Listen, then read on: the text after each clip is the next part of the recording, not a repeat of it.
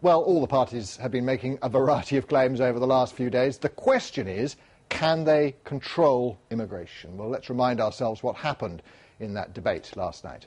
Wriggling. Well, I just want a response, 600,000. yes or no. Do 80% of immigrants come from the European Union, which wouldn't be affected by your cap? Yes or no? It's affected by having transitional controls. Now, I've answered your question. You should answer mine. I think we should perhaps bring 600,000? Mr Brown in, because he's... I hate to enter into now. private grief here, because both of them have got this wrong, I'm afraid. The argument centred on Nick Clegg's claim that the vast majority of immigrants come from the European Union.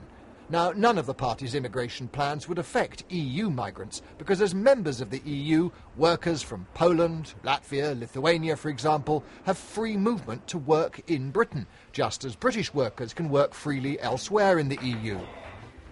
The group of immigrants affected by the Conservatives' plan for a cap and all the big Westminster Party's proposals for a points system are workers from outside the EU. So, the question we need to answer is, overall, how many non-EU workers are coming to Britain? And the latest figures for 2008 show that the answer is minus 8,000. A bit of a surprise. How did we get to that figure? Well, in that year, 67,000 non-EU workers came into Britain, but 75,000 left the country. What about the workers coming from within the European Union then? Remember, minus 8,000 workers from outside the EU. Well, with workers from the EU in the same year, the figure is plus 46,000. 99,000 came in, 53,000 left. So the real pressure on British jobs comes from EU workers, it would seem.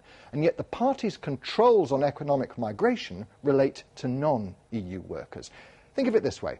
For every 8 immigrants arriving into Britain, only 1 is a worker from outside the EU. It is that 1 in 8 that would be directly affected by a points system or a cap. Now, the party leaders would argue that their plans for immigration in different ways also tighten up controls on other migrants, like some students and family dependents. The only parties whose policies could conceivably control EU migration are UKIP and the BNP, because they say they would take Britain out of the European Union. For the 3 leaders involved in last night's debate, leaving Europe would be too damaging to British interests. So, to answer our question, can they control immigration? The answer is yes for people coming from outside Europe, but no for anyone arriving from the EU.